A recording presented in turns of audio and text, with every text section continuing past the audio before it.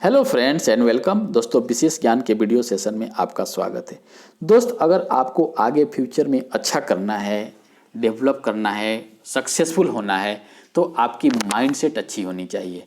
सारा game mindset का है। अगर हमारा माइंडसेट सही डायरेक्शन में है, हम सही तरह से सोचते हैं और उससे एक्शन लेते हैं, तभी हम जाकर लाइफ में ग्रो करेंगे और सक्सेसफुल बनेंगे।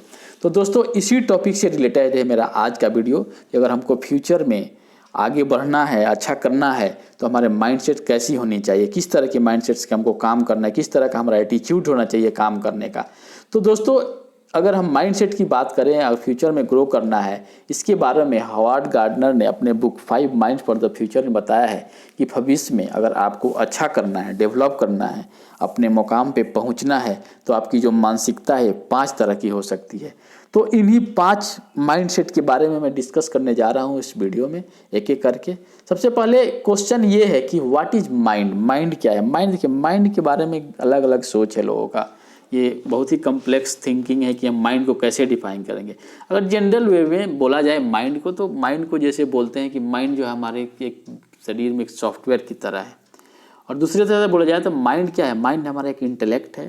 जैसे हमारे दिमाग में थॉट्स आते हैं, थॉट्स आने के बाद हमारे दिमाग में, हमारे मेमोरी में डेटा होते हैं जो हमारे एक्सपीरियंस से रिलेटेड होते हैं।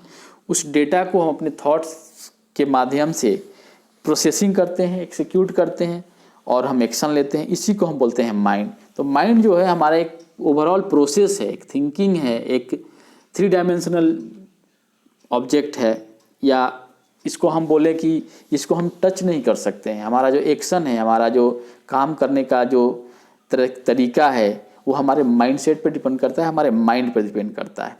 तो ये रहा माइंड्स के बारे में कि माइंड क्या है। अब क्वेश्चन है कि हमारा जो माइंडसेट है किस तरह का होना चाहिए, ताकि हमारा एटीट्यूड उस पर निर्भर करे, हम काम करें, हमारा जो सोच हो उस डायरेक्शन में होना चाहिए, उस पॉइंट को मध्य नजर रखते हुए हम कोई भी काम करें। तो जो इस बुक में मैंने बताया 5 माइंड्स फॉर द फ्यूचर, ये हावर्ड गार्डनर की बुक है। इन्होंने 2006 में इसको पब्लिश किया था और इसमें बताया है कि अगर आपको फ्यूचर में आगे बढ़ना है, डेवलप करना है, तो ये 5 तरह के कैरेक्टरिस्टिक ऑफ योर माइंड जो होने चाहिए, तभी आप जाके हर ओवरऑल हर डायरेक्शन में आप ग्रो करेंगे। और ये जो हावर्ड गार्डनर है, इन्होंने मल्टीपल इंटेलिजेंस थ्योरी भी दिया था, जिसके नाम से जाने जाते हैं। उसके इन्वेंटर हैं। उन्होंने बताया था कि हमारा इंटेलिजेंस जो है एक चीज़ पे नहीं, अलग अलग मॉडल्स पर डिपेंड करता है। तो आइए हम देखते हैं कि वो 5 माइंडसेट क्या है, जिसको रख के, इसको ध्यान में रख के हम अपने एटीट्यूड को उस डायरेक्शन में बनाए रखें और ताकि हम ग्रो करें। तो जो पहला माइंडसेट है वो है डिसिप्लिन माइंड। सेकेंड जो है हमारा वो है द सिंथेसाइजिंग माइंड। थर्ड है क्रिएटिंग माइंड एंड फोर्थ है रेस्पेक्टफुल माइंड और लास्ट यानी फिफ्थ है जो एथिकल माइंड है। ये 5 माइंडसेट होने चाहिए अगर हमको फ्यूचर में ग्रो करना है, डेवलप करना है। तो अब आके एक एक करके देखते हैं। डिसिप्लिन माइंड का मतलब क्या है? डिसिप्लिन माइंड का मतलब है कि अगर हम किसी एक पर्टिकुलर फील्ड में, पर्टिकुलर डोमेन में फोकस होकर डिसिप्लिन वे से उस पर काम करते हैं, तो हमारा उसमें हम आगे बढ़ते हैं। और हमारा एक फिक्स होना चाहिए, डिसिप्लिन होना चाहिए कि हम इस डोमेन में, जैसे मान लीजिए कोई इंजीनियरिंग कर रहा है, कोई फाइनेंस के फील्ड में, कोई बिजनेस के फील्ड में है, कोई आर्ट्स के फील्ड में है, तो उसमें एक पर्टिकुलर में फील्ड में डिसिप्लिन में होकर अपने काम को करना है, ताकि उसमें आप अव्वल हो सके, उसमें आप एक अच्छे मुकाम पर पहुँचे। तो इसको बोलते हैं डिसिप्लिन माइंड से। नेक्स्ट जो है वो हमारा सिंथेसाइजिंग माइंड है। सिंथेसाइजिंग माइंड हमको ये सिखाता है कि देखिए हमारी जो लर्निंग है, हमारा जो जानने का और सीखने का जो सोर्स है, वो एक सोर्स नहीं होना चाहिए। हम मल्टीपल सोर्स को यूज करके उनको हम कैसे अप्लाई करते हैं अपने लाइफ में, ताकि हम चीज़ों को समझ पाएँ, ये हमारा सिंथेसाइजिंग माइंड बनाता है। ये बनाता है कि माइंड को capable of taking relevant information for decision making. हम अलग अलग सोर्स से इन्फॉर्मेशन लेकर उनको मिलाते हैं और हमारा जो लक्ष्य होता है, हमारा जो टारगेट होता है, हमारा जो कंसेप्ट होता है, उन चीज़ों को इंटीग्रेट करके हम उसको आगे बढ़ाता है। तो ये कहता है सिंथेसाइजिंग माइंड। सिंथेसाइजिंग माइंड का मतलब है कि आप मल्टीपल सोर्स से इन्फॉर्मेशन को गैदर कीजिए। और तीसरा जो है क्रिएटिंग माइंड। क्रिएटिंग माइंड का मतलब think out of the box. आपको थोड़ा हट के सोचना पड़ेगा। जो ये है, जो चीज़ें चली आई हैं, कन्वेंशन की चीज़ें हैं, उसके अलावा भी आपको थोड़ा क्रिएटिव होना पड़ेगा। ये आपको है क्या बोला, mind focused eight creativity by making association among different things. तो आपको think out of the box के कॉन्सेप्ट लाने पड़ेंगे, आपको थोड़ा क्रिएटिव बनना पड़ेगा। जो थर्ड है वो है रेस्पेक्टफुल माइंड। रेस्पेक्टफुल माइंड का मतलब है कि जो अगर हम बात करें जो इंटरपर्सनल स्किल की बात करें, इमोशनल इंटेलिजेंस की बात करें, तो सब इसका मानना है कि जो आदमी है यानी कि मनुष्य है वो एक सोशल एनिमल है। हम बिना समाज के नहीं रह सकते, हम कोई भी काम एक दूसरे के बिना नहीं कर सकते हैं। तो हमें ये सीखना पड़ेगा कि जो भी नॉलेजेबल लोग हैं, चाहे हमारे जो साथ काम करते हैं, उसकी रिस्पेक्ट करनी है, उनसे कैसे समन्वय बना के रखना है, तभी हम जाकर आप मुकाम पे और एक सही इन्वायरमेंट में काम कर अपने गोल को अचीव कर पाइएगा। तो रिस्पेक्टफुल माइंड मुझे ये सिखाता है कि हमें लोगों को इज्जत करना है, लोगों को साथ रिस्पेक्ट करना है, उनके इमोशन को समझना है, उनके नॉलेज को समझना है, उनके साथ मिलकर कैसे काम करना है, इस पर डिपेंड करता है। और जो लास्ट है हमारा जो एथिकल माइंड है, एथिकल माइंड हमें ये बताता है कि जो हम काम कर रहे हैं उसमें थोड़ा हमें एथिक्स लानी पड़ेगी।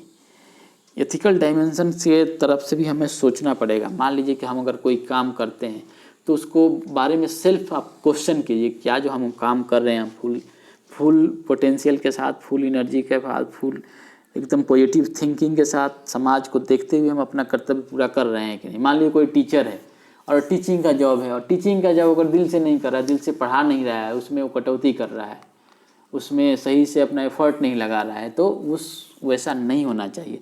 तो एथिकल माइंडसेट हमें ये सिखाता है कि हम जो काम करते हैं उसमें हमें एक रियलिटी होना चाहिए, दिल से काम करना चाहिए, जो सही हो उस हिसाब से हमको आउटपुट देना चाहिए। तो दोस्तों ये रहा हमारा 5 माइंड्स जो हॉवर्ड गार्डनर ने अपने बुक 5 माइंडसेट वाली जो बुक है उसमें बताया है। और इसमें इन्होंने 5 जो बताया है, the discipline mind, the synthesising mind, the creating mind, इसका इन्होंने जिक्र किया है। और मैंने एक एक करके एक्सप्लेन भी किया कि डिसिप्लिन का मतलब एक पर्टिकुलर फील्ड में फोकस होकर काम करना है, फोकस होकर लर्न करना है। जैसे हम कोई डिग्री लेते हैं किसी पर्टिकुलर फील्ड में, उसमें डिसिप्लिन मेंटेन होनी चाहिए।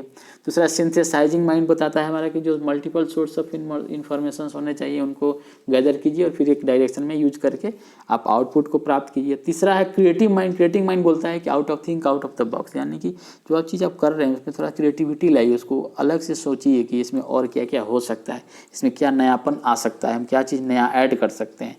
और चौथा रिस्पेक्टफुल माइंड, हम लोगों को रिस्पेक्ट कीजिए जो आपके साथ काम करते हैं या जिसे आपसे सीखना चाहते हैं। बिना रिस्पेक्ट से आप उनसे कुछ अच्छा गेन नहीं कर पाइएगा और आप कुछ उनको दे भी नहीं पाइएगा। तो रिस्पेक्टफुल माइंड का मतलब ये है।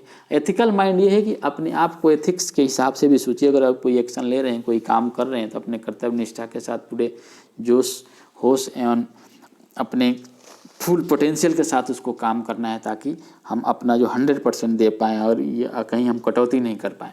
तो दोस्तों ये रहा 5 माइंड्स जो हमें फ्यूचर में अगर ग्रो करना है तो इन 5 पहलुओं पर ध्यान देकर उसी तरह से हम अपना एटीट्यूड डेवलप करना है, ताकि हम अपने लाइफ में ग्रो कर पाएँ। दोस्तों इस वीडियो के माध्यम से आपको कहीं ना कहीं लर्निंग प्रोसेस में, आपके समझने में, आपको काम करने में, आपको सीखने में मदद कर रहा है। तो इसको लाइक शेयर कीजिए और तब तक दोस्त आप हंसते रहिए, मुस्कुराते रहिए, अपने गोल के प्रति अग्रसर होकर यानी कि फोकस होकर काम कीजिए, ताकि आप अपने लक्ष्य को प्राप्त कर सकें। और दोस्तों मिलते हैं हम आपसे नेक्स्ट वीडियो में। आपका समय शुभ हो। Thank you.